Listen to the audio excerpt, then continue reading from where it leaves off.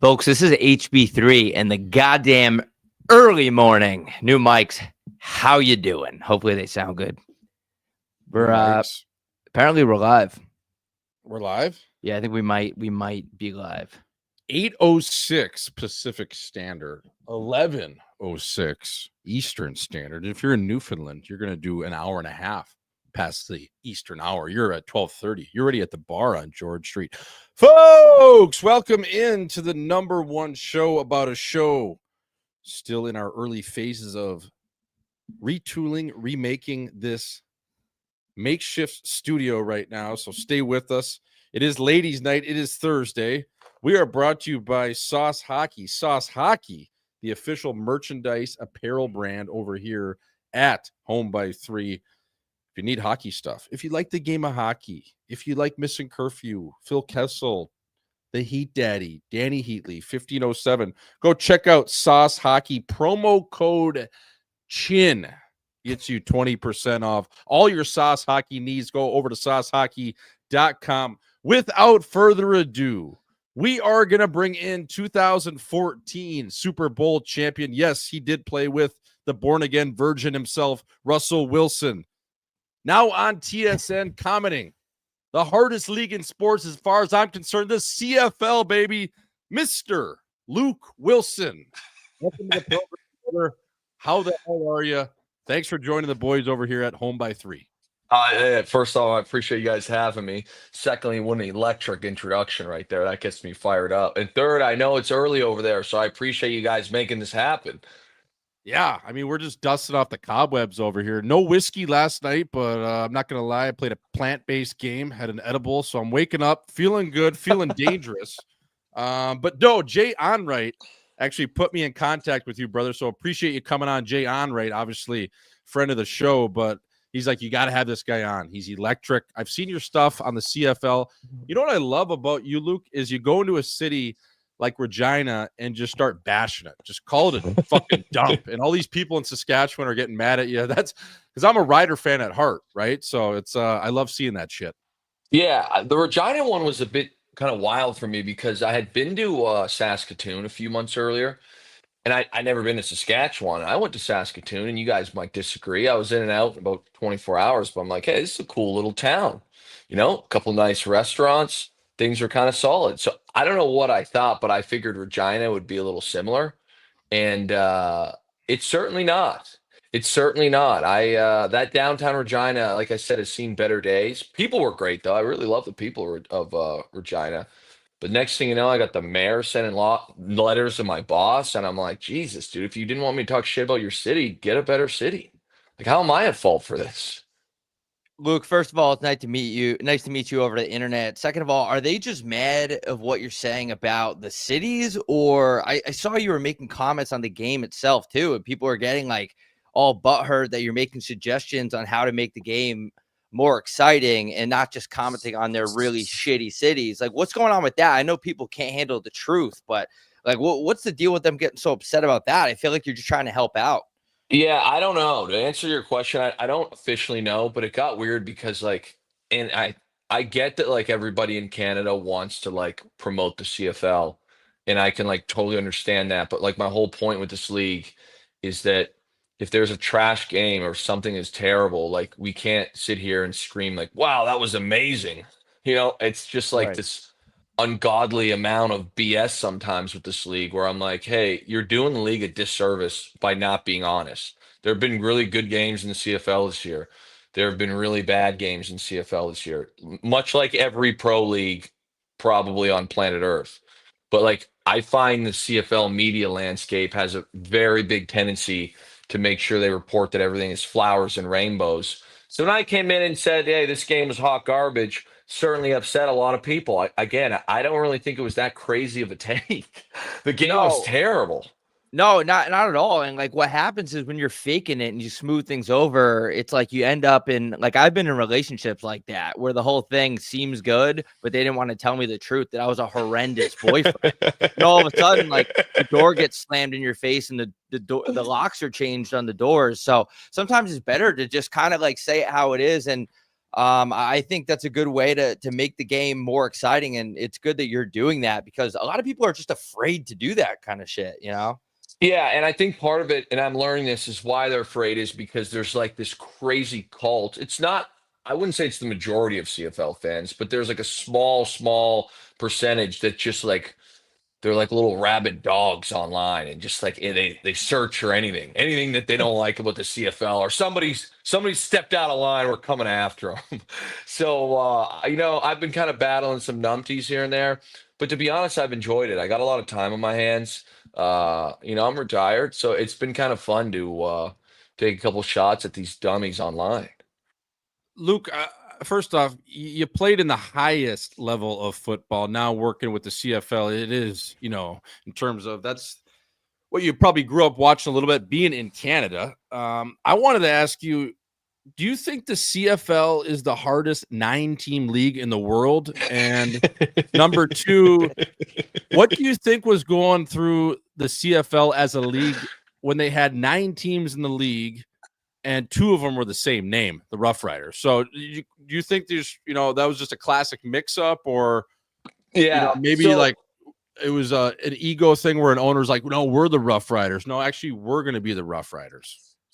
And like in a funny way, these are just like, this is kind of my big gripe with the CFL. It's not necessarily the players at all. It's dumbass stuff like this where it's like, okay, it's a 9-team league. Like that doesn't really make sense. But to further that point, to answer your first question, yes, I do think it's the toughest 9-team league on planet Earth. It's a good 9 teams, man. It might Yes, be but the the only next thing 9-team league, but it's still the toughest. correct. It's like if you're going to have 9 teams, then don't have divisions. Like right now, you've got an East and a West, and one has 4 and one has 5, but then 3 teams from each make the playoffs. But there's a crossover rule in case one division shit. I'm like, dude, Right. Well, you got to keep that other division honest. Correct. I mean, it's just something where I'm like, who came up with this idea? I love to just blame everything, jokingly, of course, on boomers. I just consider boomers to be the problem of society. So I'm like, what boomer was behind the closed door and was like, I got an idea. We're going to have a 9-team league and we're going to create divisions. Oh, and just to make things even stranger, let's name 2 of the teams the exact same mascot. I mean, it seems a bit bizarre to me, but I guess I'm the bad guy for saying such things.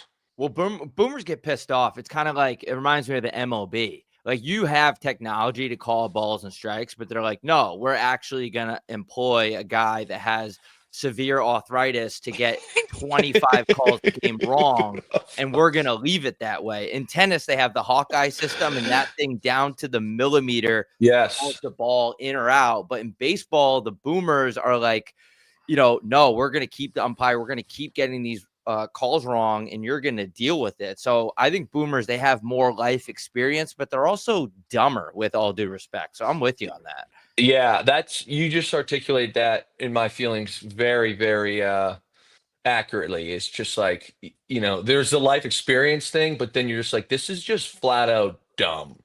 Why are we doing this? Like you guys would get an email from somebody claiming they're an Indian prince and just give them your bank account. Like you guys are not that smart. Yeah. And it's a bit scary to think about that people actually get fooled for that. But yes, that's exactly where my head is at these days. Do you think there's any chance that we can get the ball a little bit bigger too? Because I don't think like the quarterback shouldn't be able to palm the ball. I don't think. You know what I mean? Like we should blow that thing up to like a goddamn beach ball. Unfortunately, I feel like that's something that the numpties would die on. God forbid, the field gets changed a minute amount or the ball gets changed, anything like that. The beach ball might be a bit tough, but I do find there's a lack of run game in the CFL right now. So if you had to throw a beach ball, theoretically, that'd be tough. That might get the boys playing downhill a little more. So I'm not against that idea. That's what I was thinking. Like if somehow you could kind of just emulate like a football beach ball type of game in a pool is what I'm thinking the CFL could go to. You know what I mean? Like it gives you that resort vibe of just chucking a beach ball.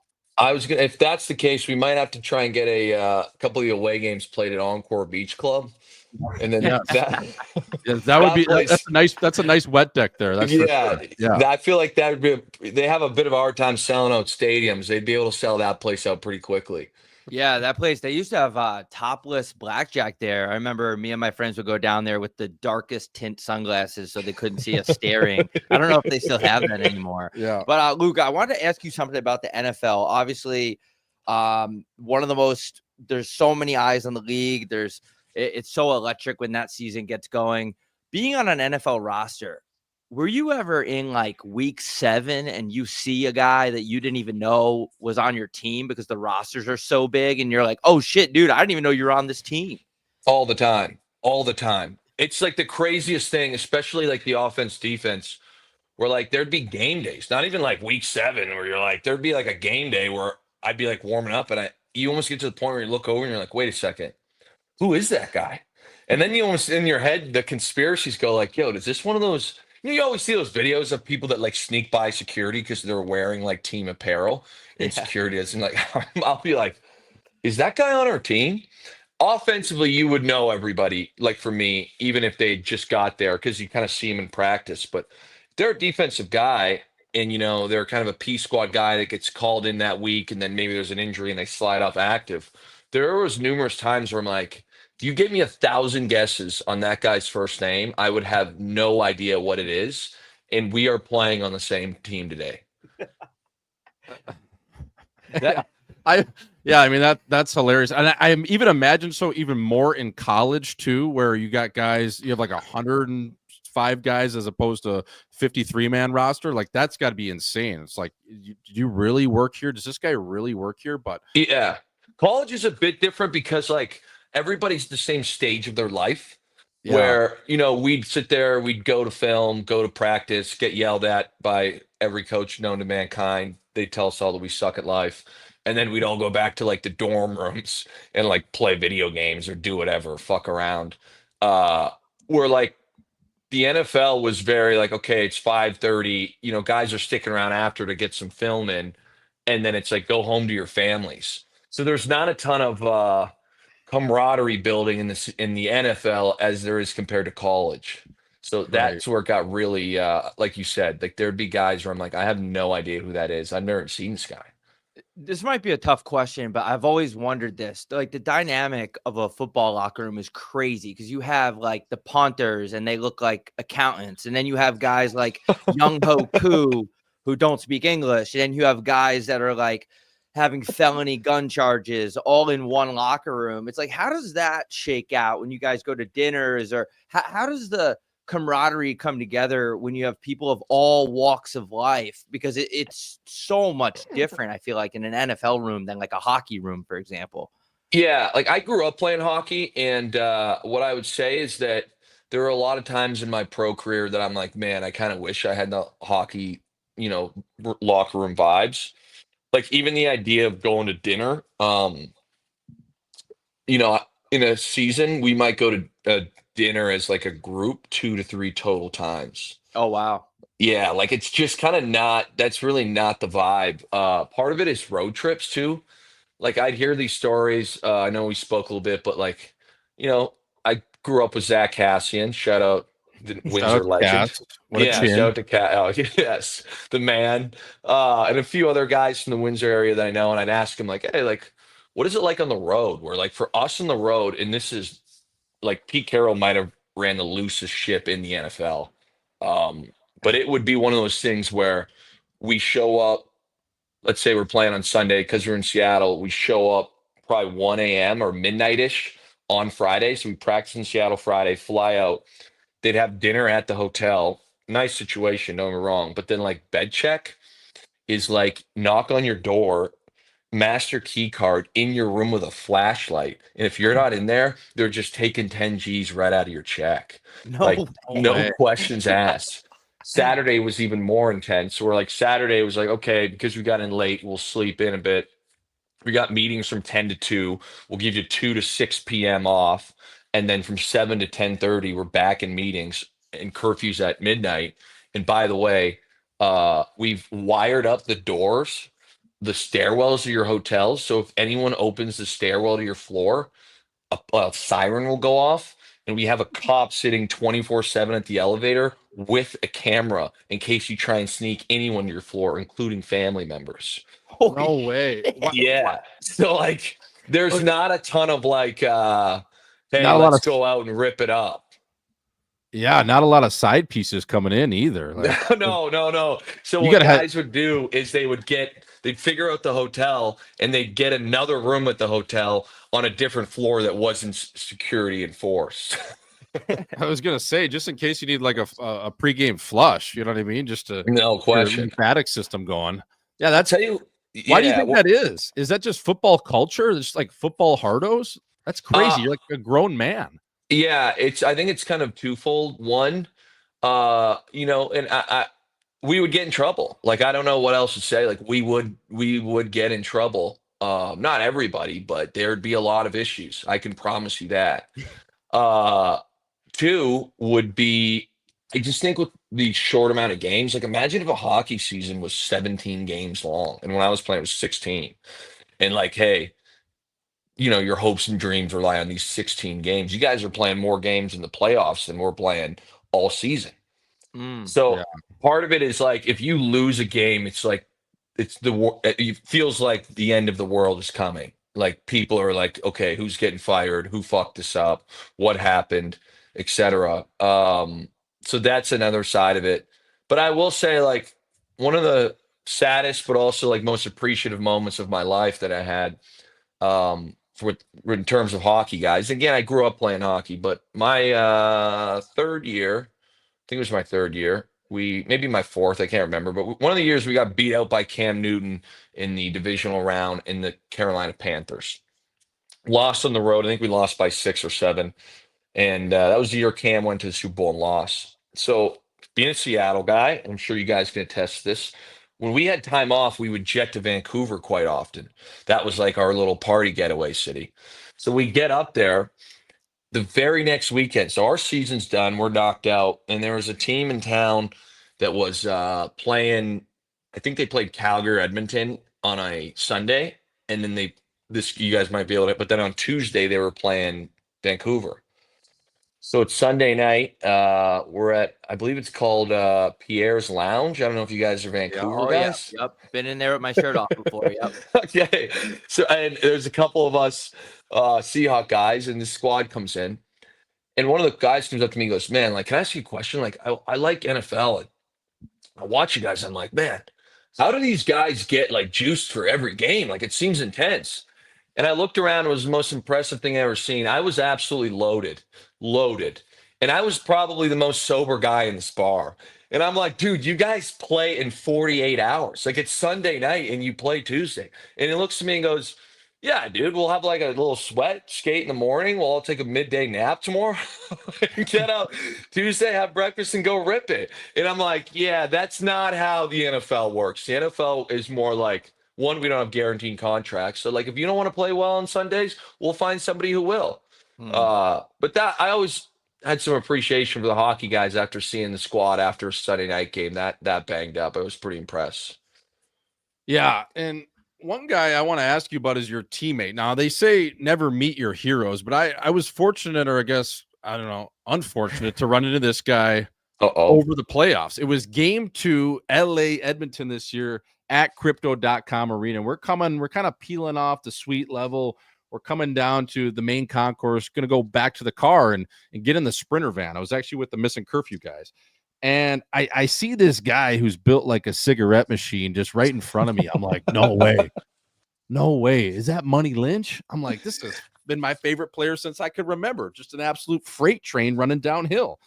Back to his Cal days when he was stealing the golf carts. So I kind of like almost, getting lane 8 from the outside and kind of cut over by him. I'm like, hey, yo, Money. And I don't know why I said Money or not Marshawn, but I was like, yo, Money. And he like looks back at me like he's going to fucking, if I say one more word or walk another foot, he's going to dip that shoulder right in my chin. And I go, you mind if I get a pic?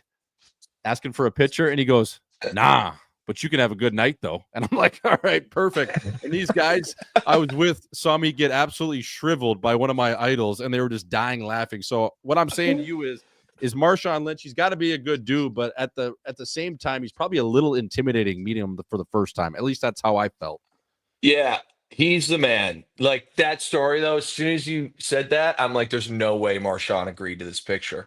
Yeah. But I'm telling you, if you met him and like hung around with him, he's the most and I mean this in the best way, he's the most unhinged human I've ever been around. No filter, and again, I mean that in a positive way. No filter whatsoever. Will say whatever, whenever, to whomever, at all times. Just the most heinous stuff to the nicest thing. But like, dude, he's just a man. That's all I could like. I think everybody in our locker room just loved him. Uh, I see that situation where you're in. Let's put it this way: maybe this year, whether it's a Super Bowl, if we run into each other, uh, we'll right that wrong. I think Marshawn would love you guys. I'll put it very very bluntly. I think Marshawn would be a big fan.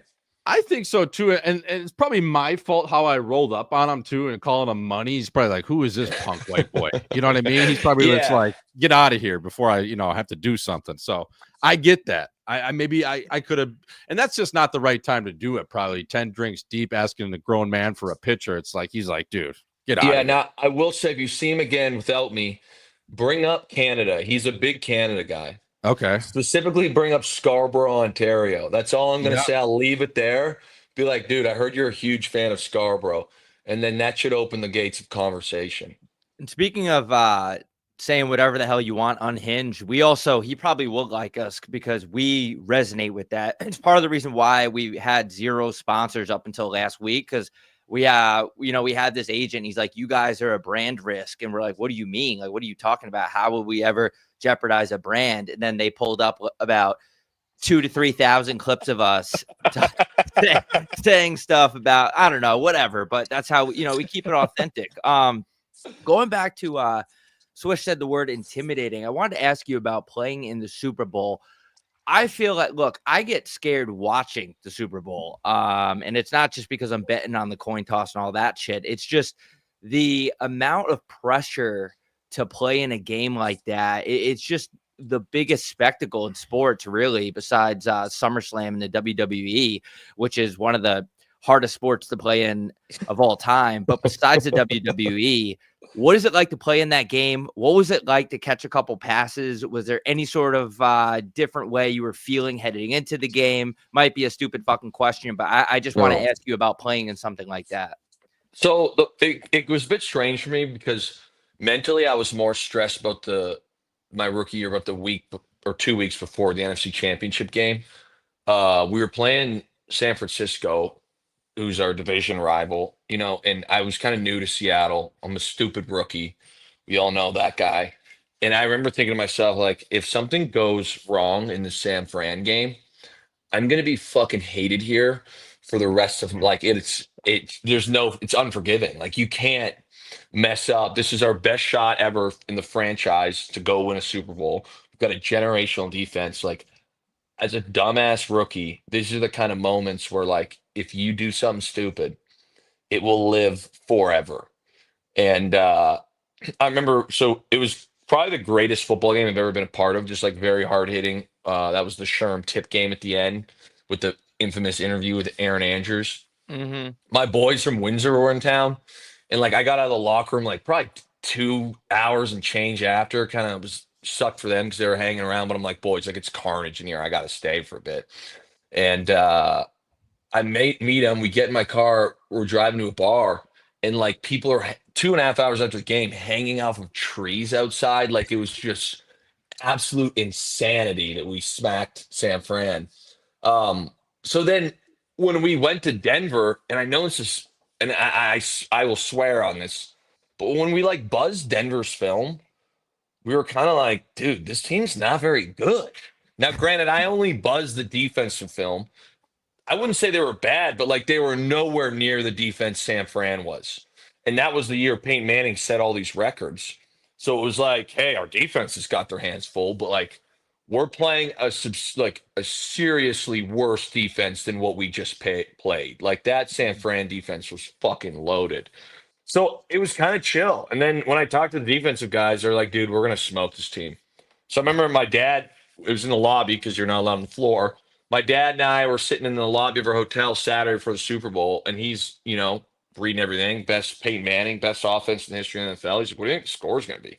I'm like, Dad, this game isn't even going to be close. We're going to blow this team out of the water. And he's like, shut the hell up. Like, what? And I'm like, I swear, man, they don't match up well. And so the Super Bowl was actually like kind of chill, to be honest. Not, I shouldn't say chill, but like, I wasn't really shocked that we won that game. The one that was tough was the next year, obviously the infamous play on the goal line. Uh, Mm-hmm.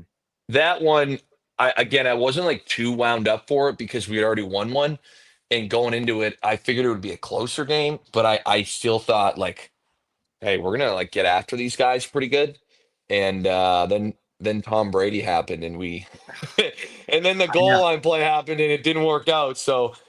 It was weird, but the most anxious I've ever been for a game was that NFC Championship game, just because, like, more so for the city of Seattle and just that pure hatred towards San Fran. Yeah, that's why I ask. You don't really think about that stuff. By the way, give Mr. Lynch the ball. We don't have to get Yeah, into it, but for fuck's sake.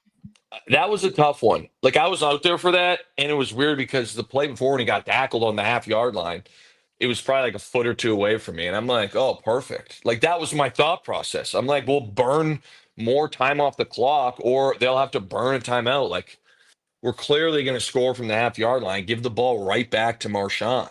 Mm-hmm. And I remember being in the huddle being like, whoa, we're throwing this football. But then what got trippy for me was I was on the other side of the field. So I ran a corner out, and I was probably the last guy to know it was intercepted.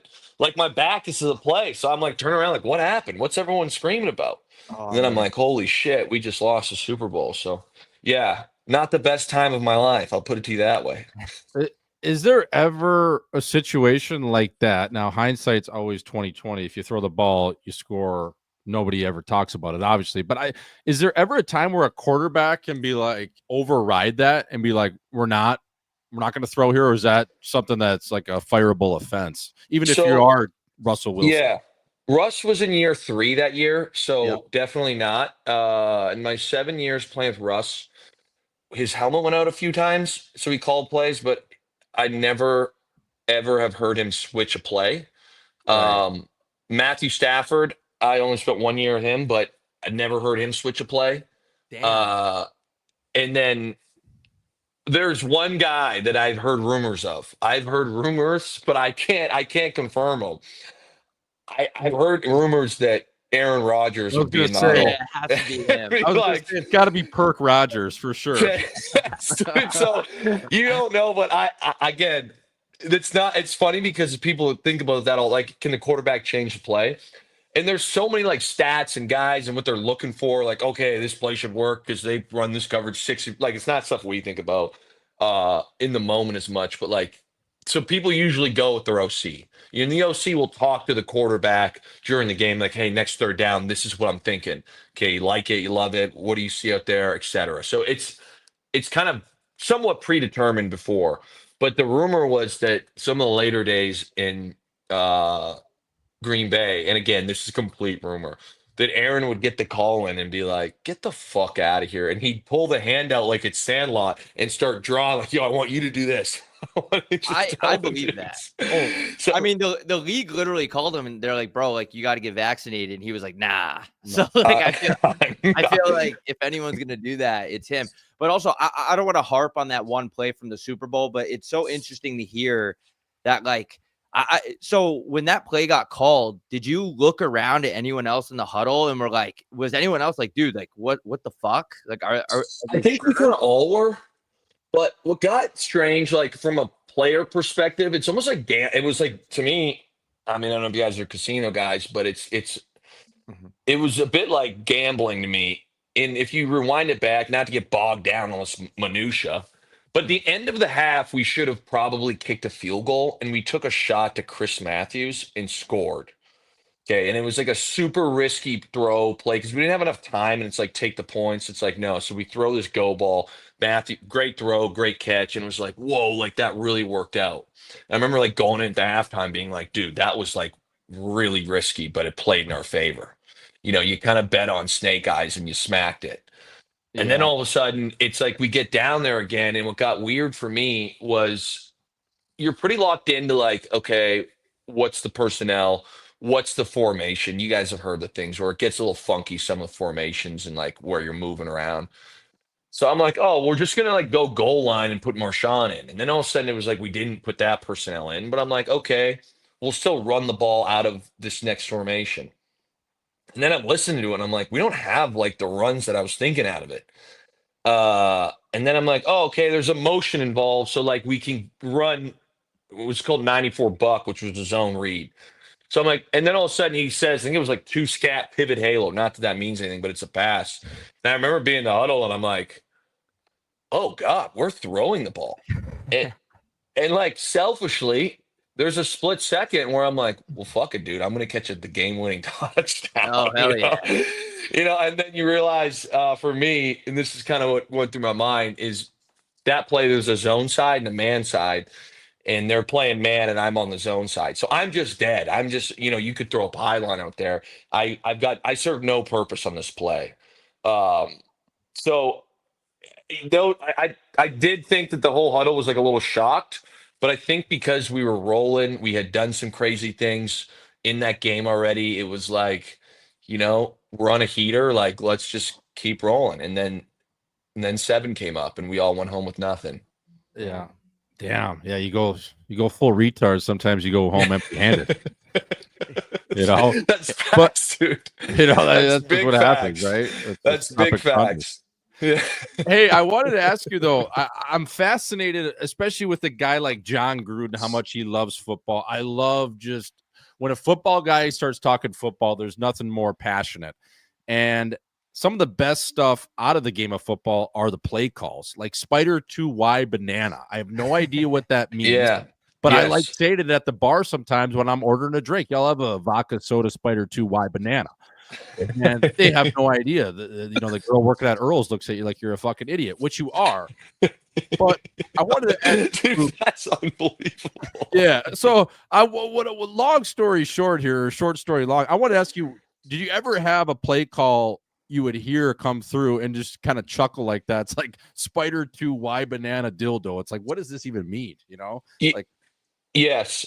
And to be honest, it gets almost like impressive where it was like who came up with all this? right. And how did they get like, okay, and it'll get to the point where like and I don't know I'm trying to think of the word in the English language, but it's like, okay, if we do like fly motion, this is what it means. But then if we want you to go behind the quarterback, ghost fly, so we'll call it like ghost motion. And Kind then of all like of a sudden, autism or something. Like someone with correct. autism, with all due respect, came up with this stuff. And then it'll be like, you know what? If we want you to fake the ghost motion and then come back, we'll call it phantom motion. So it's like that's kind of how all these plays go. And by the end of the year, you're like, oh wait, like we had plays where we had our Jordan route after Michael Jordan, and then if we did like a small adjustment, it became LeBron. And then it was like, oh, if we're gonna do a hook, we'll call it uh Kareem. I think Magic Johnson. So we had like this whole route tree of like NBA guys. Yeah.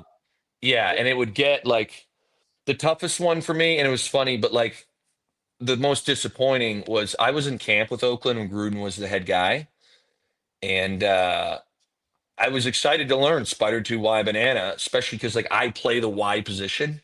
So I'm Yeah. like, theoretically, when you like tag a route like that, generally it's like really in the concept. Quite frankly, Spider 2Y banana sucks. It's not a good play. It's very basic. And the Y never gets the damn ball. So that was a bit of a tough one. I'm like, shit, this sucks. But the next thing with Gruden that was a bit of a trip was like you have these different coaches and they're like the linguistics of their offense will be traced back to like certain individuals. It's like Bill Walsh and like the West Coast offense will have like little things like Aggie will be all go, like the AG and Aggie is all go.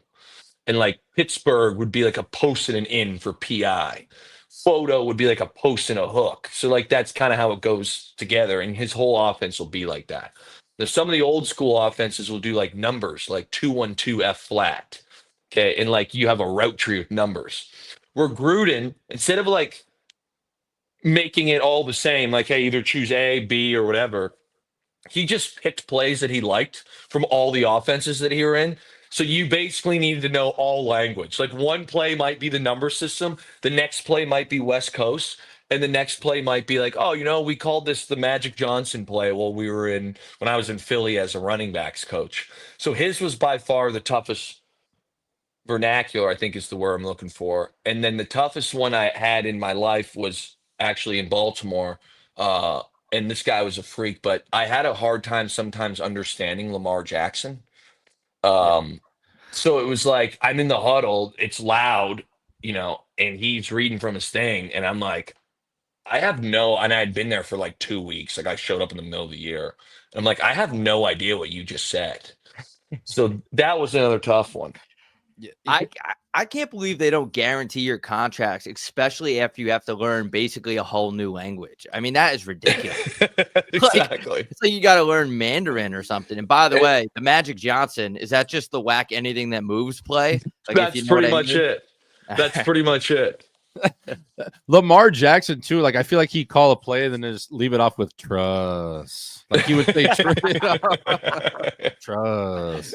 Yeah. Up with you, man. That like I can't imagine trying to learn a new playbook, especially being a rookie at mini camp. Like you're sitting in those barracks on a bunk bed, poking your one hitter, and your buddies quizzing you on different plays. Like it feels like that's just homework, man. Like where hockey training camp, you learn maybe a couple different things about the breakout and the penalty kill, and then you just go out there and play. Yeah, you learn how to chew. Yeah. So like, don't ask me.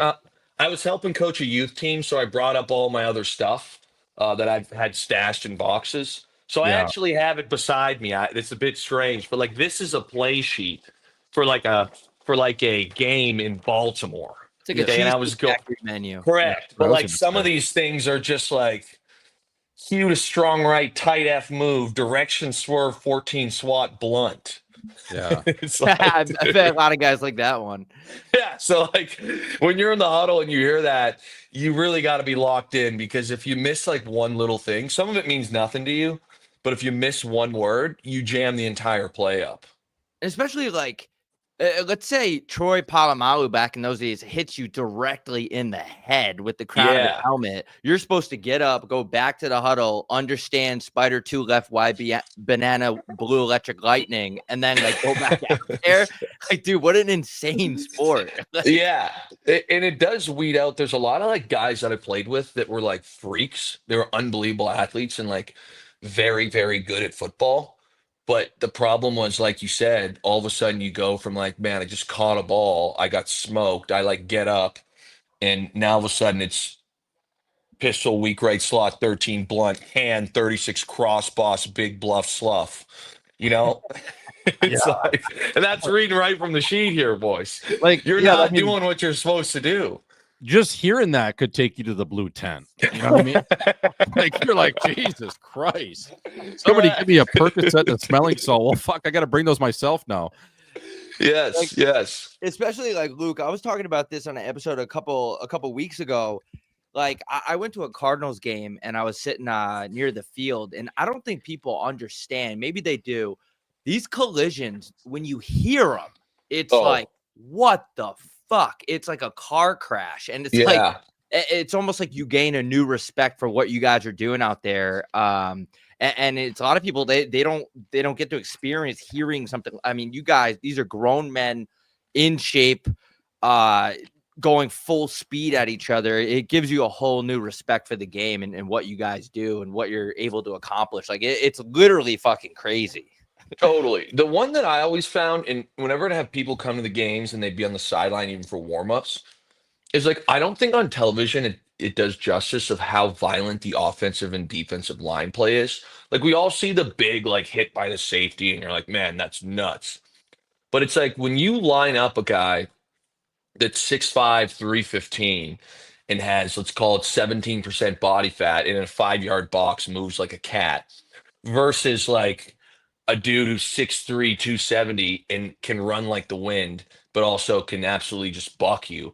And you're like, hey, you guys are going to line up an inch apart from each other and like, let's play ball. You don't get the like huge collision, but like you run 65 of those in a game, you're just like, dude, this hurts. And there'd be times even at tight end where like you'd fire off the ball and like you'd go block someone, and all of a sudden like you kind of get a little like, I don't know what the exact medical term is, but almost like a little shot down your entire spine, and it just feels compressed, and you're like, wow, that'll never see the light of day on like any sort of big hit. But I'm really gonna feel that tomorrow morning. That's Yeah. not that doesn't feel good. No, just crazy how physical it is. Yeah, they just call it a stinger. They're like, it's a stinger. Yeah. Like, And now they took away no, the that's smelling salts. I can't get Yeah. over oh that. yeah. Yeah. What? Fuck, they should legalize cocaine for you guys. I mean, Jesus Christ. Like anything to get through the goddamn game. There's a pretty good black market in the locker room of not cocaine, but there's a lot of things that are getting tossed around to get through the game. Yeah, I can imagine just like a Toradol shot every other minute. You know what I But mean? listen, we call it the T train. When you start riding that T train, it's pretty electric in my opinion. Yeah. You know, or I'm just gonna vitamin drink D. Toradol before I Yeah. go out. I was gonna say we got to Yeah. get a Toradol guy in here and get on the T train early in the morning. Yes, dude. The T train will get you through a lot of football games. Right. It makes all your bad feelings feel good. Yeah, yeah. I'm a big Toradol fan. Huge. Yeah. I couldn't be Maybe more we can pro get you a life- Toradol. Can we get you a lifetime deal at Toradol? You know what I mean? That's right. Pfizer's paying Kelsey $20 million a year. Can Luke Wilson get about $100K from Toradol? He's gonna be an advocate. Yes. This episode is brought to you by Toradol. Toradol. Yeah. That would be fucking classic. Hey, my last one for you though is like, who is the hardest you've ever got hit by? You know, I mean, just like that freight train coming across the middle. Safeties, I Yeah. think about that maybe before your time. Bob mentioned Palomalu. I used to love Bob Sanders because he strictly didn't want to wrap up. He just wanted to bury you with his head. Yeah. Are there any of those safeties that you kind of had to have your head on a swivel? Maybe it was the Honey Badger or some of those guys. Yeah. I don't want to cop out on this because I'm going to name a teammate, but I'll kind of back the story up. Cam Chancellor was the Yes. greatest hitter I've ever seen in my life at any position. And first off, he could also cover, but like we wouldn't tackle in practice. And Cam was like a team captain. He's not out to like hurt guys. But when I was a rookie, I had a route and I'm like, stupid rookie. I'm like going around a corner or something. And Cam just decides to come downhill and just absolutely stick me about 5 yards out of my like stance. And I remember sitting there and I didn't go down. It wasn't like this massive hit. Again, he didn't try and like, it wasn't anything dirty. But I remember getting like completely stopped in my tracks, shot right down to my heels, and just being like, that was the most aggressive, it wasn't even full beans hit that I have ever received in my fucking life. How did Yeah. he do that? And then you'd see him like, he knocked out a guard for Arizona once. And I think the guy went right to the hospital. And it's like for a safety to come down to a 330-pound guard and just absolutely like put him KO'd. Like the guy just hit so violently and so hard. And they were always clean. Again, Cam's like the best dude, probably one of the nicest guys I've ever met. But Cam by far was like, even in practice, it's like, dude, if you just touch Cam, it's like the hardest hit you've ever taken in your life. So you better be careful. Yeah, and he had that dark visor too. That was always the scariest when it was either a safety or a linebacker that would wear those dark visors. I was Yes. like, ooh. Like I wouldn't want to see Terrell Suggs in a dark visor. You know what I mean? No, Like, no, Jesus not at Christ. all. The one thing too with Cam that I loved, and I still do take this, it doesn't really play as well in a U18 game. So Cam was like the nicest dude off the field again, like a team captain for us. Then all of a sudden on game day, he'd come in, he'd have the dark visor on, and he'd just be out for blood, which was amazing for us. But he would yell at the TV guys before the games. Like we'd be in the tunnel, and it'd be like, they're timing everything up with the fog or whatever and the run out. So they'd be like, you're gone in 15 or like 10 seconds till we like let you go. And he'd start screaming at the top of his lungs, "That's too damn long. Let me out." And like you'd see this poor TV guy just like, is this guy gonna kill me? And again, like we obviously knew he wasn't gonna attack the TV guy, but I remember every game he did that, it was just like a shot of adrenaline. Like Cam is so fired up, he's ripping on the TV guy to let us out early as he's about to do his whole like Cam punch or whatever. And that'll really get the blood flowing pregame. If you're not ready to play after that, you got some issues. Yeah, you don't need a Viagra after that one. You're ready to go. Luke, No, I was gonna say that's just crazy. Like that sport, like running out on a Sunday, I can't even imagine that feeling. Like stepping on the ice, I played a playoff game, but just football in general, especially at the 12th man there in Seattle. I mean, I don't know, dude. Like it's just, I would feel like I'm just like, I don't know. Like, let's go. yeah, Luke, Going full criminal. Speaking of the 12th man, this is absolutely not a political podcast, but do you think it has any, with how loud that building is, do you think that has anything to do with how many libs are in Seattle and they're so good at protesting and always complaining about stuff? Like, do you think that has anything to do with how loud they can get? I'm gonna go. I never thought about that, but I'm gonna go with yes. I'm gonna go with yes. Or the libs take note of what's going on at the Seahawks game, being like, hey, if they can get that loud, we'll definitely be able to try and top this. Yeah, because they are really good at protesting too, like in the streets. Like if something even's happening in like Palestine or something, like they're out there and they're yelling. So I could imagine support their football team to get just as loud. It definitely helps you guys. So I'm sure that helps. That probably helped you guys win the Super Bowl a lot. No question, no question. And one of the coolest things, I don't say coolest is a stretch, but remember when they took over the city block in Seattle back in the day? Oh yeah. Yeah, I went and visited that. That was kind of wild. There was like a homeless guy on a Segway, like ripping by. It was like it was crazy, dude. Yeah, that is wild. But I don't know, dude. First of all, thank you for coming on. That was awesome. Don't want to keep you here. I don't know what time we're at. Oh, this has been 45 minutes. Yeah, we told you 20. We pinched out 45. That's all right, boys. We're humming. Yeah, we are humming. Hey, the Great Cup, the 112th Great Cup, the oldest trophy in sports, is going back to Winnipeg this year, aka Chinnipeg. Will you be boots on the ground for that? I don't know yet. The deal that I have with TSN ends at the end of the regular season. Okay. I don't think they expect me to absolutely nuke the online CFL community. So I'm not sure what the plan is. So we'll see. I don't know. Are you guys going to be up there for that? I don't know. I've half-heartedly, jokingly just I got to get to a CFL game, whether it's a Banjo Bowl in Saskatchewan or a Great Cup. I think it's hilarious. Last year I was trying to work out maybe getting tickets through Jay. It just didn't work out last minute, but I don't know, man. I got to get up there, and I think it would just be a hilarious bit, not only just to throw 3 or 4 Canada Gooses on and go watch, a 9-team league final. But, I like the good people of Winnipeg. Maybe I'll be up there, man. Earl's on Main. They got Boston pizza. Earl's on Main. Yeah. The toughest natives in probably Canada. So, yeah, man, it's good company up there. Yeah, maybe we'll make it happen. We'll talk to the powers that be. Yeah, let's figure it out. We appreciate you coming on, man. Seriously, this is I know we were trying to dial it in, so it's nice finally having you. It was great shit. Yeah, Luke, thank you so much, man. You're an absolute beauty. Keep doing what you're doing. Don't listen to these fucking people complaining. Like I think most people know that the stuff you're saying is for the betterment of the game. And man, this has been awesome. Thank you. Yeah, cheers. Thanks for having me on, boys, and I'll see you in Winnipeg. Yeah. Yes, sir. Vegas to the north, baby. Spider 2 Y banana, baby. Let's go. Have a good one. You too. All right, folks. That was probably no shade to any other guests we've had, but that was probably some of the most fun I've ever had with a guest come on the show. Yeah, he was a good dude. I could feel that vibe when I was texting him with him, just kind of trying to set it up. Like he just had a goofy vibe. I was like, could we go? Maybe we were trying to line up times, whether it was Tuesday, Wednesday, Thursday. He's like, okay, Thursday works. I'm like, okay, how does 11 a.m. Eastern sound? He goes, oh, yeah, perfect. Is that 2 p.m. Pacific?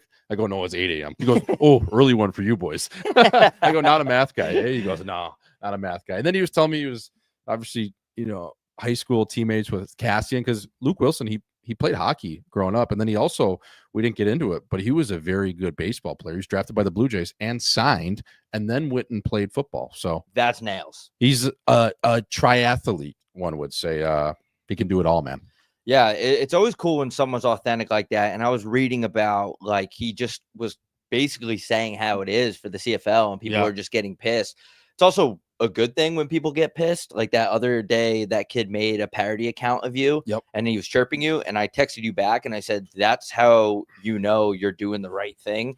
But like, I was almost not going to ask him about the libs question because obviously he played for Seattle. It's probably near and dear to his heart. He won there. I didn't want to chirp the crowd and call him all libs, but he just answered in a funny way. And guys like that are able to shoot the shit and they're not buttoned up. It's just the best. We need more of that. And welcome into the show, everybody. Hell of a guest. Thanks for getting him. That was awesome. And then the last thing I will say on him, when he was in Seattle, he was on a weekly radio station. It was a rock and roll station, and he was a sit-in like co-host. So he would go on. We didn't get to ask him. I mean, we could spend 2 or 3 hours with this guy.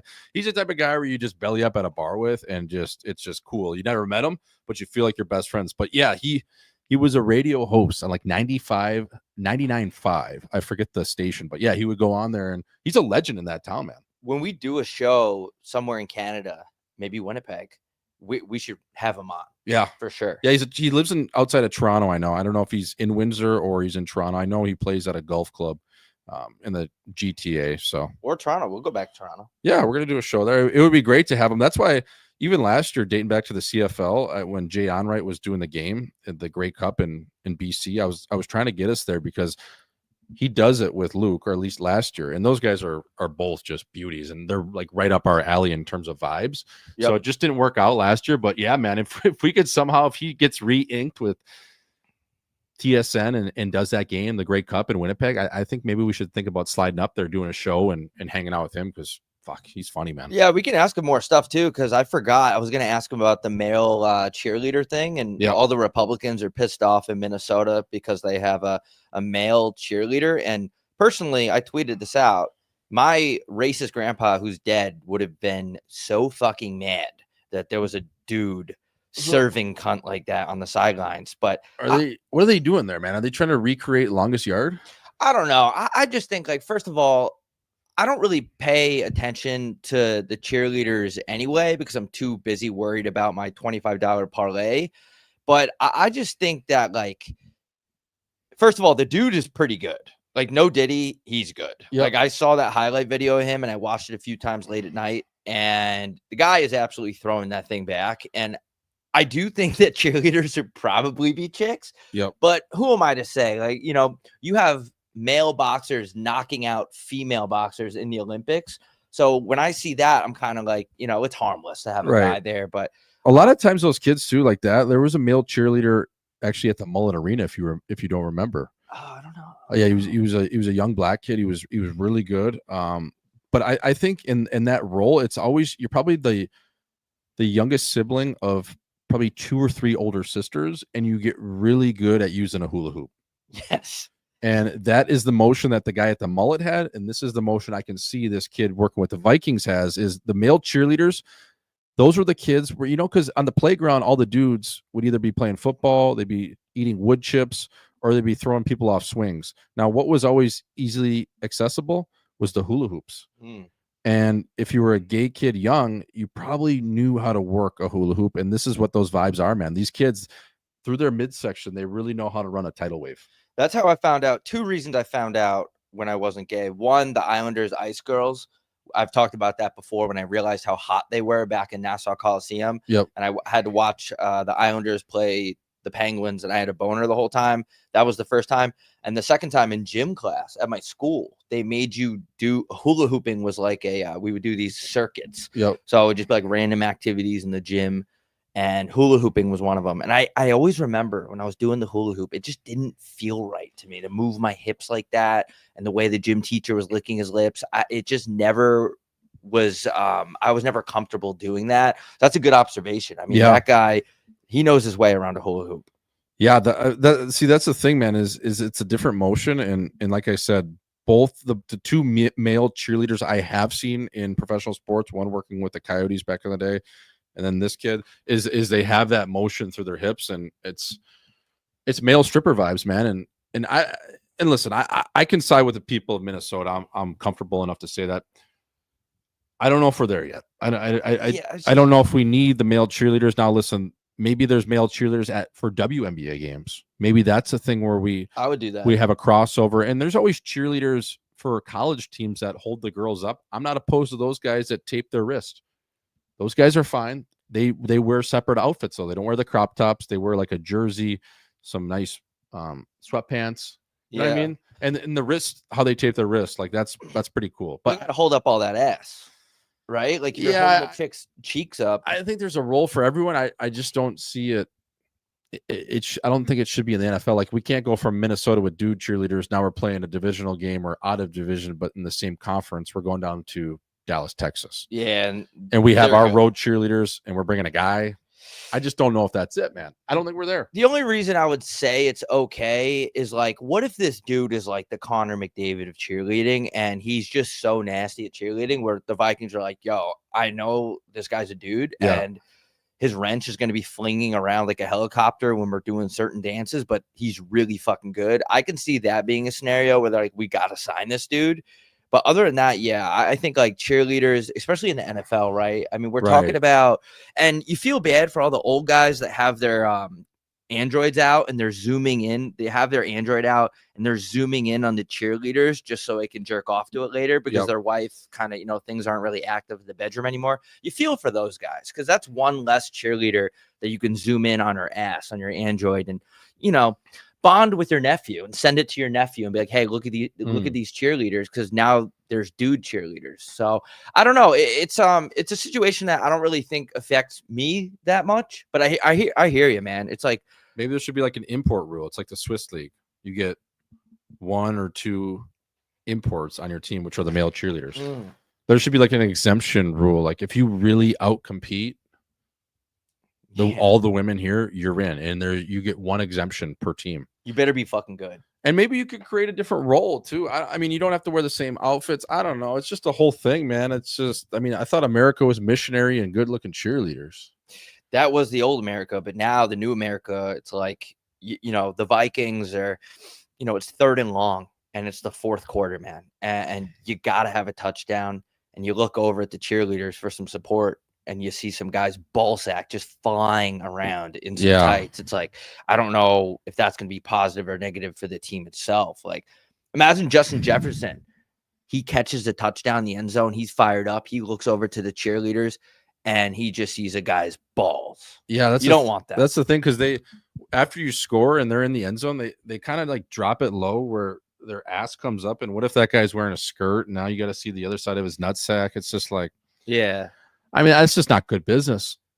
Yeah, I feel like there's no way he's wearing a skirt. Well, he that could would be so sick. I mean, if you're a male cheerleader, I think you can wear whatever I mean, you got that far, dude. If he's wearing the skirt, I'm gonna go full Reddit Republican right now. That's ridiculous. Like, I'm not gonna take my son to the game and have him see the backside of a dude's ball sack. Like, we're just trying to watch some football. You know? Yeah, man. I mean, you want to see a go route to Justin Jefferson, then the next thing you know, you got a taco hanging between his legs. It's just like, I don't know. It's just, I don't know what you can do. I don't know if there's different spandex. You have to, the requirements. You have to wear darker shades. You have to be that velvet purple or black. You can't wear white tights because of, you know, I don't know. There's just a lot of questions. I just think it's just preventable. Like you can create other roles for dudes. Like I said, the cheerleaders in college where they have those cones they yell out of, and then they tape their wrist. Yeah. And they hold chicks up. That's a great role for a dude cheerleader. Why do they have to put them in a crop top and a skirt? I don't know. Is this the longest yard? Is this Tracy Morgan cheering for the Mean Machine? Dallas actually has a trans cheerleader.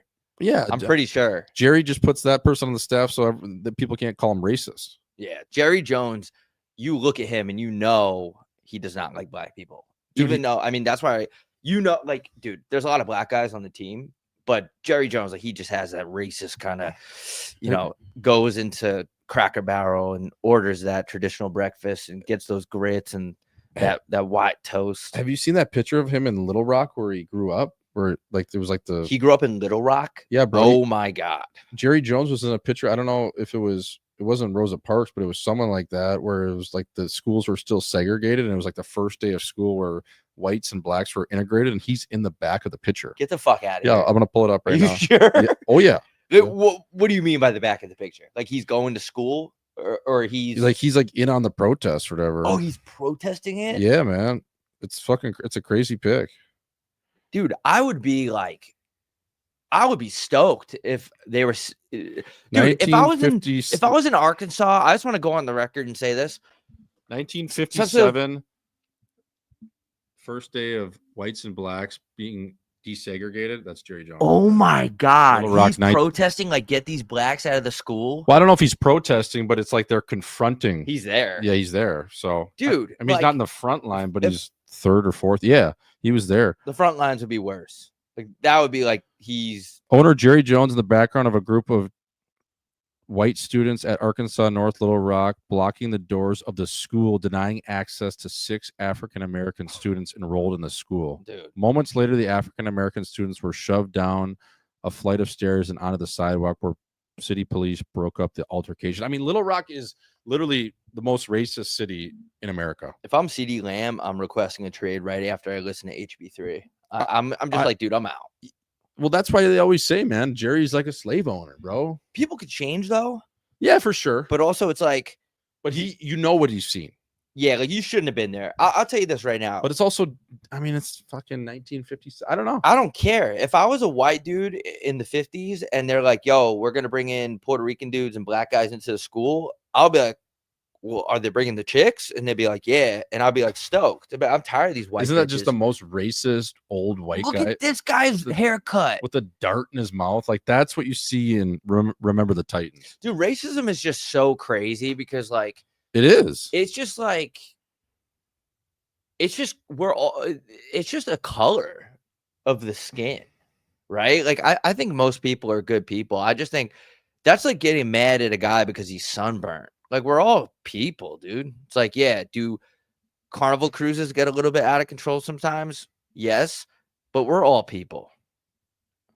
This episode is brought to you by Sauce Hockey. We're all people here. This episode is brought to you by Big Sisters and Big Brothers. If you want to go and have a good time, well, go get a shot of Plan B. What are we at right now? Speaking of other races, though, can Ohtani...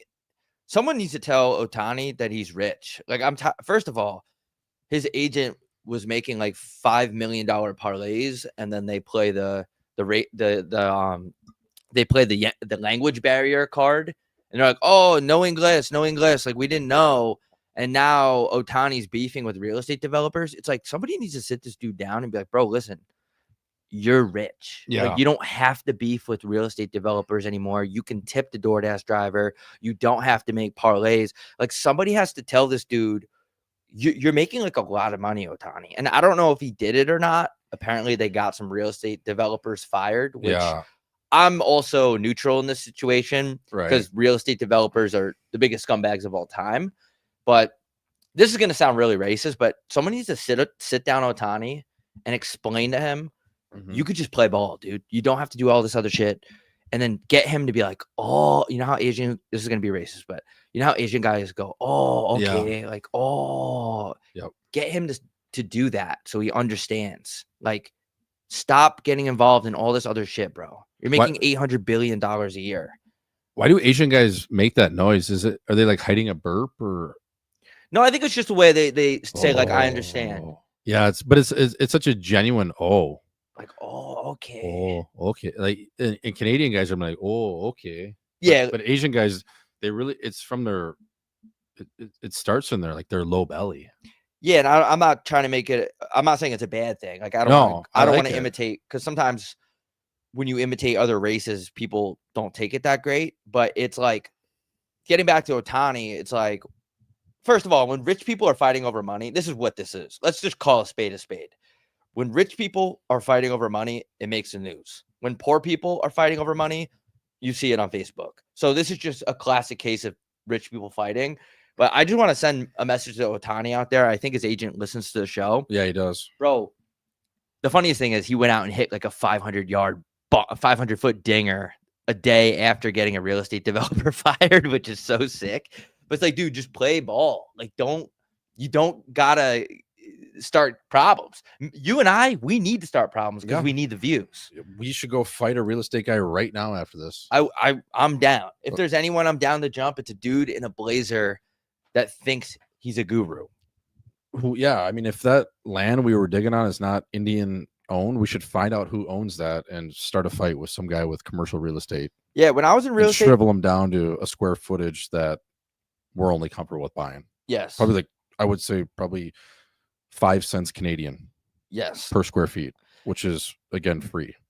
yeah. Shout out to Canada. The economy is not perfect up there, but when I was doing real estate right before, because obviously I had speaking of rebrand, by the way, I did want to get into this right before I realized. So I was gonna let the whole account like die, and because I didn't know what to do, I was like a parody account, and I'm like, fuck it, I guess I got to get like a real job. And so I went and I got a real job, and I realized how much I hated it. And in real estate, I was lucky enough. I ended up working with some like high profile dudes. Yeah. And the developers, they would just blatantly lie. They would say, okay, you're going to pay for this kind of driveway. You're going to get this kind of pool. You're going to get this kind of thing.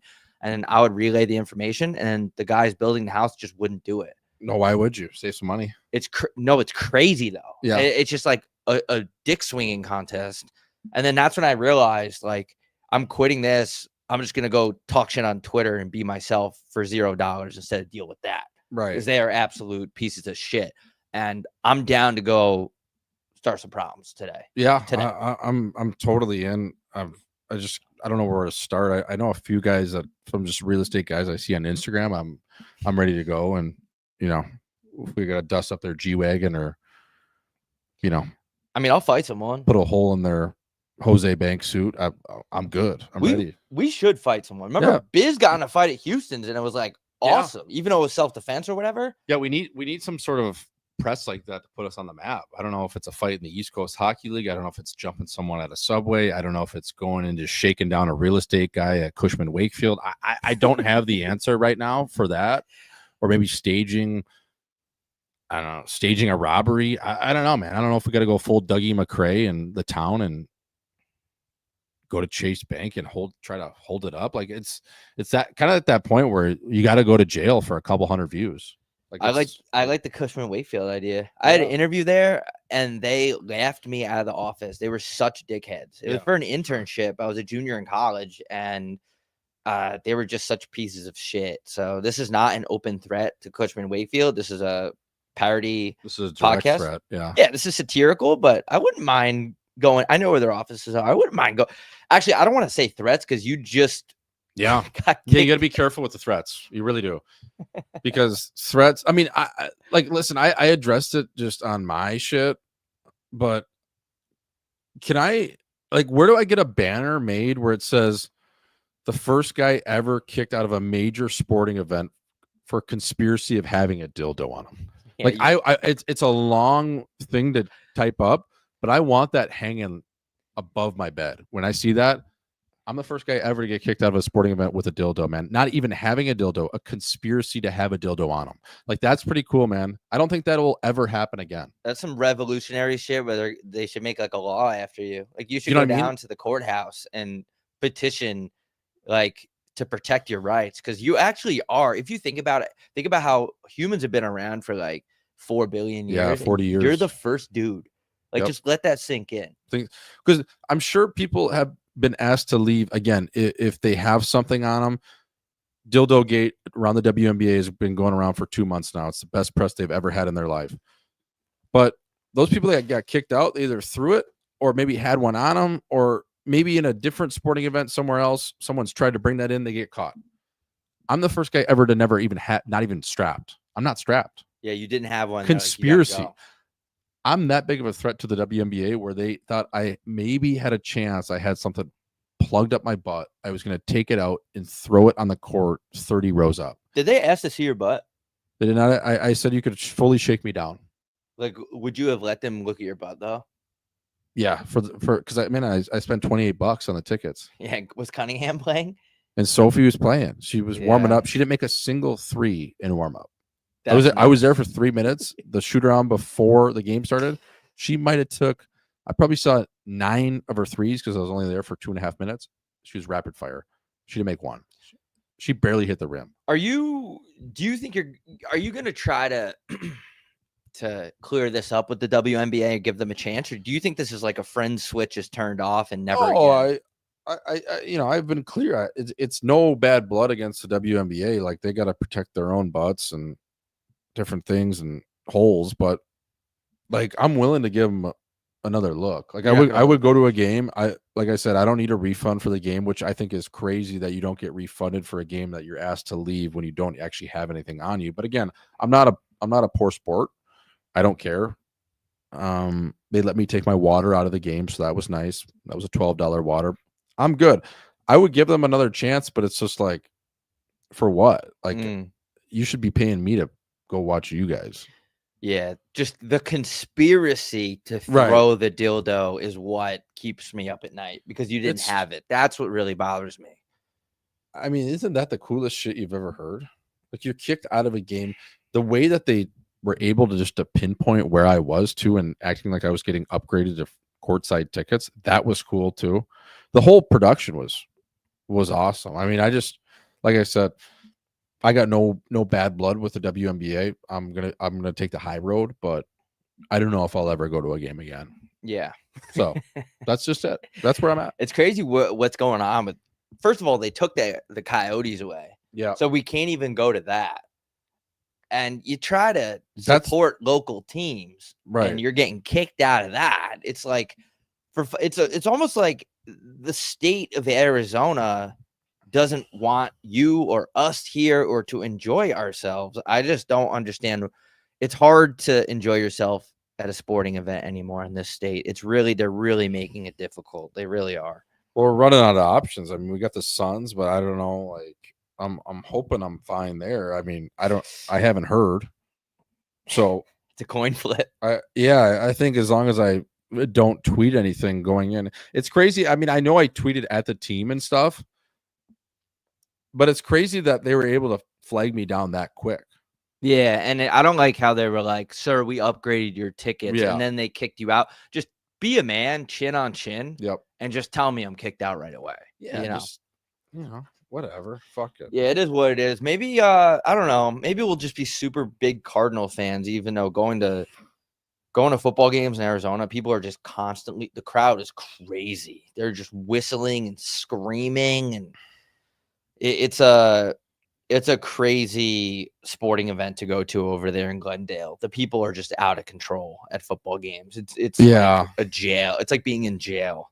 Yeah, especially Cardinal fans too. I mean, a lot of people driving up the I-10 from Tucson, and Cardinal and Raider fans are probably some of the most dangerous fans. A lot of MS-13 gang members, a lot of ankle tattoos, and a lot of domestic disputes. So, yes, dude, we got to get to a NASCAR event race. I don't know when. I have good news on that front. My boy Noah Gragson, who's in NASCAR, I commented on his Instagram the other day, and he liked it. That's huge. So that's huge. He also, shout out to Noah, man. He offered me those tickets, and I was too stung to go. Yeah. And little did I know they were right on the track. Yeah, right in the pit. Like I would have been calling plays on the headset. Yeah. And I didn't know that, and I don't remember if I was too stung or why I couldn't make it, but I couldn't make it.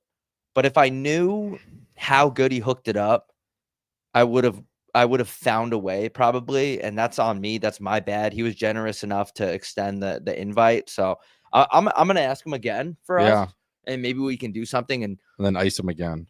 No, I wouldn't do that. I spent a little bit of time with him in Vegas, just hanging out. I got to meet him. He was dude. Being in NASCAR, 25 years old. Like, talk about a nail gun. I don't even know how you get to that league. Like, is there the minors? Like, how do you even do that? I think you peel yourself right off the streets. You're driving that Chevy Impala that your dad bought you 2008, and next thing you know, you're drifting and swerving and bending that corner, and you get yourself on the oval. We'll do something like that. Especially you got the camo Crocs. You're good at wearing like jean shorts and jean stuff, and we'll get dialed in with the fits and it's got to be the right one though. Like I don't want to just go. Like I would go to Phoenix Motor Speedway, but I think like Bristol, Talladega. We got to go country with it. Some of these would be great, but I want to get back to, you mentioned a great point is when someone likes one of your comments, especially a chick. I mean, you guys are basically dating. Oh, dude, it's such a good feeling. Like that's one of the best feelings ever. And then you realize she's liked every single comment on her picture that she posted, but you still were one of those, man. You were one of the 157. Still got one. She didn't say anything back. she actually iced your DM, but it's really cool that you got that like, and that could give you a boner. Yeah, for sure, man. When a chick likes your story too, someone that you think's hot. Yep. You've You've never talked to. Oh yeah, you've never talked to them, and it means a lot, especially when. How cool is it when a girl puts you on her close friend's story? It's the best, man. Dude, that's like the best feeling. That would be more important than getting married. Or I feel like I get more of an adrenaline rush when I'm on a girl's close friend story than, I don't know, committing to somebody for life. Because when people get married, they're like, "Oh, it's the best day of my life." Blah blah blah. Not really, dude. No. That's gonna crash and burn. Where it's at is likes and comments. I was gonna say, even if you were able to have a kid with her, like whatever, that feeling, you're gonna hate your kid eventually. Yeah, dude, you see what happens in Japan? They're having a birth crisis where like 1 million more people died last year than were born. Well, forever over there, those countries, you were limited to one kid. Yeah, but people aren't banging anymore, and they're not having kids. It's like, well, Nike closed all their factories, not in Japan, but yeah, because they have no 12-year-olds to. That's what I'm saying. Put the shoelaces right. in. I just think that people are surprised that there's a population crisis. It's like, so you're telling me that I gotta have a kid with my wife, raise this thing, and then all it's gonna end up doing is sitting in its room and vaping and jerking off on Reddit? Like, what's the point of having a kid? There's no traditional family values anymore. The whole point of having a kid was to have a family and you guys can go to dinner and enjoy. Now they're just losing their vape in the couch and jerking it all day. I wouldn't be having a kid either. What's the point? They're all fucking losers now.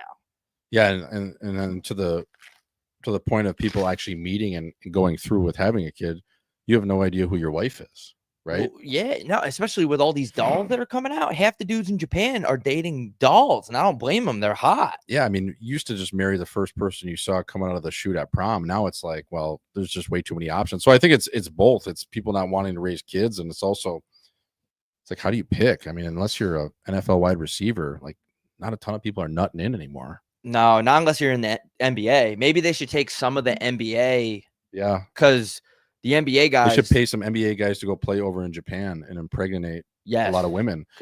And that's actually a really good mix, man. Ablation. Tiger Woods. One of the sickest lines of all time. Told a Perkins waitress, "You just love me because I'm Blasian." Ooh, and the NBA has a baby mama problem too. So like you can, yeah. Anthony Edwards has like somewhere around like 25 baby mamas. If you send half of that, I don't know if that would help. I just think the NBA guys, maybe they should go to Japan, like you said, and either without a Trojan deal. Yeah. And have kids over there and then come back. Like they should have to do a military stint in Japan to get their population up. Right. The NBA's baby mama problem is fascinating. Because really, like if this isn't to sound racist or anything, but if you have a baby mama or you're just knocking up a random chick in Japan, you're really not involved with that kid's life too much. Well, they already aren't. They're prepaying their child support now, which is that's what I'm saying. So you could basically, you could just do like a class trip once a year, get all your kids together. You know what I mean? Take them down to Australia, have a good time, or even just go to Lake of the Ozarks. Yeah, and you have all your kids. It's like a field trip. You fly in all of your kids and you see them for a week and you sit them down at the campfire and tell them how cool your dad is, and then you get drunk and leave. Sounds pretty cool. Yeah, man. Send the NBA guys over to Japan and get their population up. Yeah. That's a really genius idea, actually. And then send some of the Japanese women over here too. Ooh. Just cause. Yeah. So man. It's hockey, right? That's hockey. Yeah, that's hockey, and this is a football hockey show, hating real estate developer show. Should we go to the chat right now? Yeah, let's see. It's ladies' night. It's early. If you're just waking up with us, we're brought to you by Sauce Hockey. Also, promo code CHIN is available. SauceHockey.com. Go buy some on Sauce Hockey so we can re-up and get paid. The halas. Yeah, early show today, which was funny because I was driving around in rush hour this morning, which is just hysterical. Everyone's pissed off at everyone because they decided to sleep in for 16 extra minutes, and then they're, instead of looking within and being like, "Oh, I'm late to work because I decided to sleep in," I'm going to get mad at this guy who's not driving fast enough. It's just an absolute shit show out there, folks. We're going to head to the chat. Yep. And also this week we have a new Behind the Chin coming out. That'll be Sunday. We're going to drop it probably between 5 and 6 p.m. Eastern. Again, that will be 3 or 4, somewhere in that window over here in West Coast time. But Behind the Chin, I think you'll like it this week. It's a little bit different than last week. Last week was just a Boston recap. The weeks prior to that were the office shows. So we're going to give you a different look of just raw and uncut, man. No Diddy.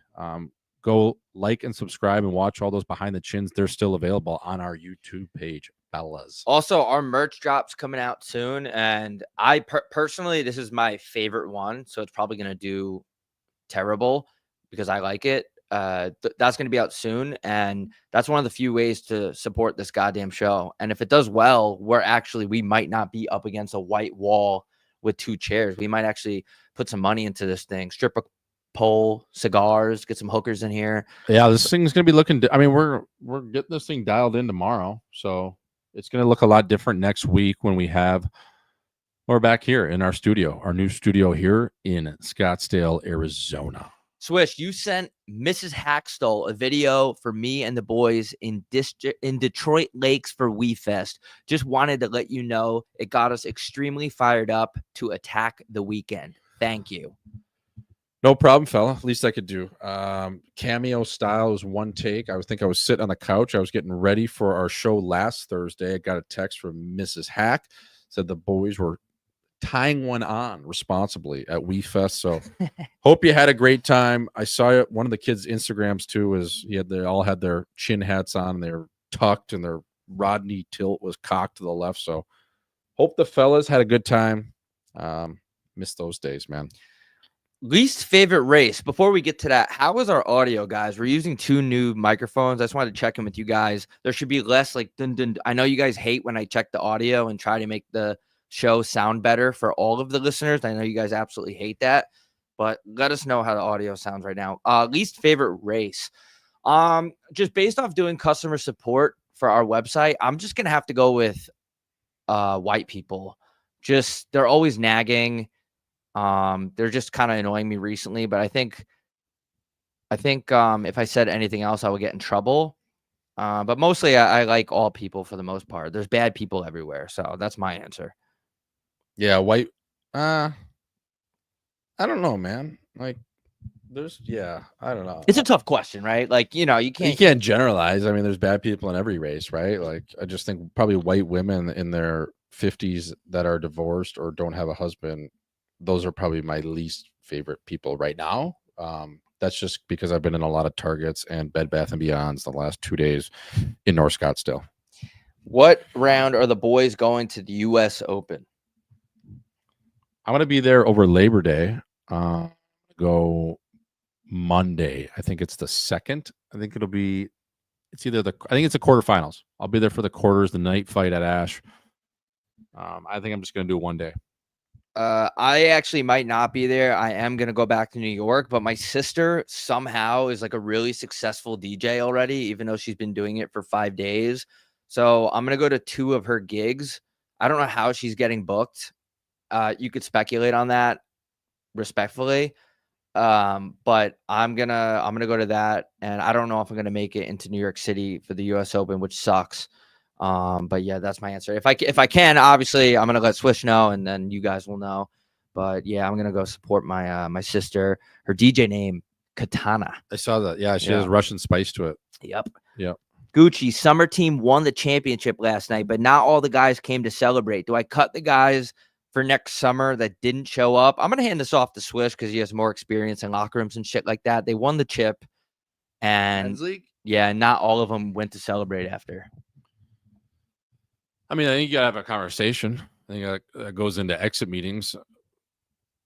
You were team guys all year, at least to the point where we got a championship done. But what's your excuse? Is it your girlfriend? Is it work the next day? Both shouldn't even be brought up. Like we won the District 9 Division 4 men's league title on a Tuesday night in the 11 p.m. hour. Like, let's go here, fellas. Yeah, I just think that's a conversation that needs to be had. I think you got to sit them down and you just got to ask them, like, what are we doing here? And is that what you're going to be about moving forward? Because if it is, these spots, guys want them. And if you're not bringing what we need to our team and the glue, you're out, man. So I think it's just an honest conversation. I think it's not something you do over text. It's when you see the guy next, you sit him down at Applebee's and you order the 2 for $20 and you say, "What's up, man?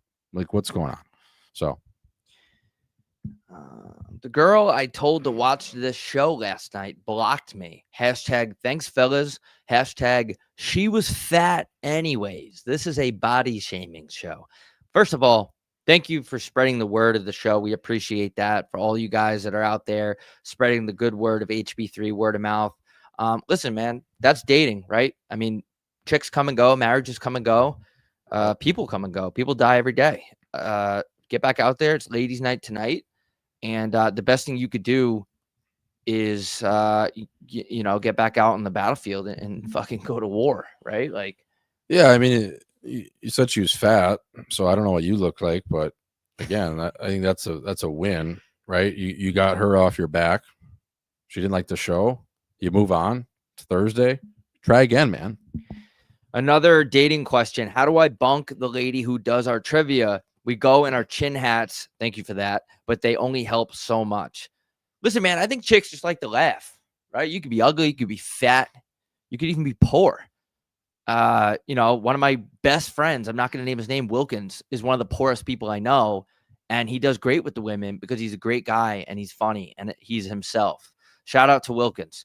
And I just think you got to go in there and with your chin hat on and talk about our podcast to her. Yeah, I think you say, I know these two really funny guys. Let's go back to my place after this bingo session. And I have a twister board and I have a lot of peanut butter. I'm not going to say we're going to use either of them, but let's start off with watching Home by 3. And I have a couple candles that are a shade or a scent of lavender that you've never smelled in your life before. We'll see. All right, guys, we're going to wrap this up. Chat. If you're not in the chat, you got to be subscribed to chat. So we appreciate you guys for subscribing. We got a new Behind the Chin merch edition. So you'll see us packaging up merch in our process for that.